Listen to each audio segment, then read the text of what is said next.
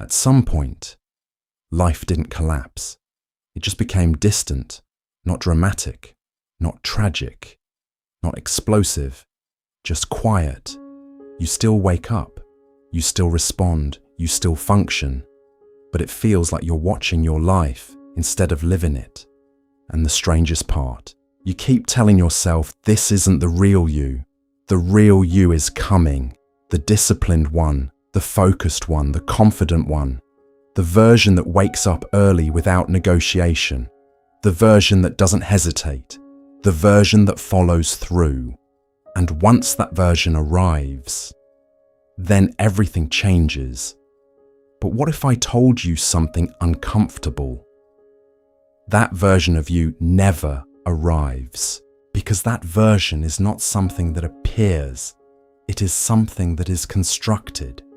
And construction is slow, uncomfortable, repetitive, and deeply unimpressive in the beginning. That's the part no one talks about. You imagine transformation as a moment, a breakthrough, a sudden internal shift where everything clicks. But growth rarely feels like a breakthrough. It feels like friction. It feels like forcing yourself to move while every part of you negotiates. It feels like doing something small that your mind keeps telling you doesn't matter. And that's where most people stop.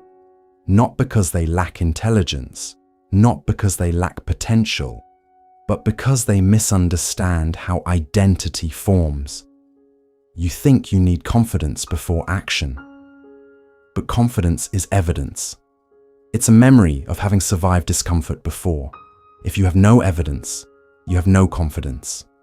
And the only way to create evidence is to expose yourself, to try, to attempt, to risk looking average. And average is terrifying when your mind secretly wants to be exceptional. So instead of risking average, you stay in preparation. Preparation feels productive. It feels responsible. It feels like you're building something. But if there's no exposure attached to it, it's just delay with better branding. Let me ask you something honestly. How long have you been getting ready? How long have you been telling yourself that soon you'll begin properly? There is something specific in your life right now that you keep postponing. You know what it is? You don't need motivation to identify it. You need honesty. Maybe it's your health. Maybe it's your work. Maybe it's a difficult conversation. Maybe it's finally committing instead of hovering in indecision. Every day you delay, you reinforce an identity, not the one you want, the one you practice. Because identity is not declared, it is rehearsed. Every action is a vote. Every avoidance is a vote too. If you repeatedly avoid discomfort, you become someone who avoids discomfort. If you repeatedly act despite resistance, you become someone who acts despite resistance. This isn't dramatic, it's mechanical. Your brain adapts to what you repeat, not what you imagine. That's why waiting is so dangerous. Waiting feels neutral, but it isn't. It quietly builds a self-image of someone who hesitates. And the longer you hesitate, the heavier action feels. Because now you're not just starting, you're starting while carrying months or years of self-doubt. And here's the deeper truth. You're not afraid of failure, you're afraid of clarity. Because once you try, you'll know. You'll know if you're capable, you'll know if you're behind. You'll know if the gap between who you are and who you want to be is larger than you hoped. And that knowledge feels threatening.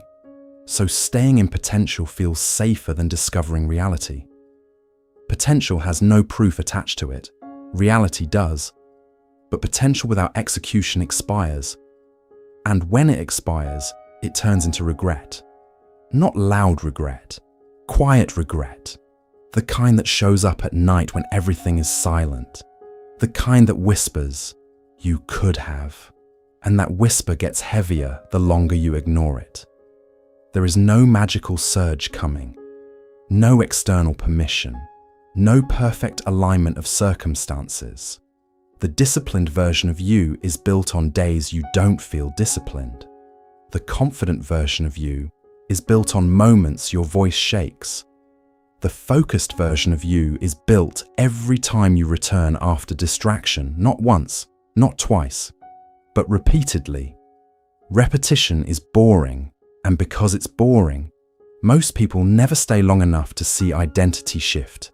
They want intensity, but intensity burns out. Consistency builds, and consistency feels small in the moment. One action doesn't seem life-changing.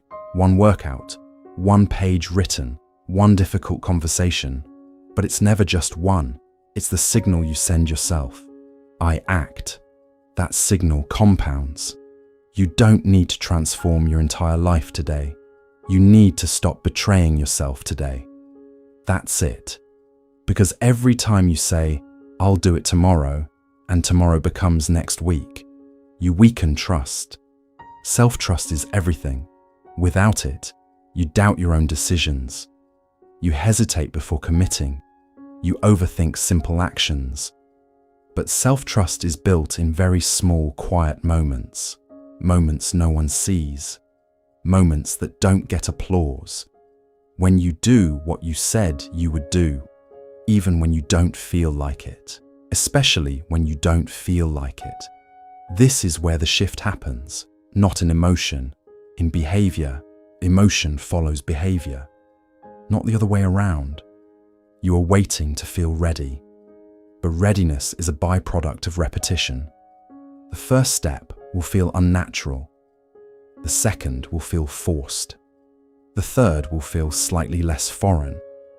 By the 10th, it becomes familiar, and familiarity becomes identity. That's the formula, not hype, not inspiration, exposure and repetition. If you tolerate discomfort daily, your threshold expands. If you avoid discomfort daily, your threshold shrinks. And over time, that difference becomes dramatic. Two people, same potential, different tolerance, different lives. The version of you that never exists is the one who magically feels certain.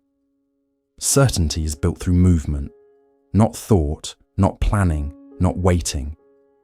Movement. So here's the real question. Are you willing to feel inadequate for a season so you don't feel regret for a lifetime? Because that's the trade. Temporary discomfort or long-term stagnation. You don't need a new personality. You need a new pattern. And patterns change through repetition. Slowly, quietly, almost invisibly at first.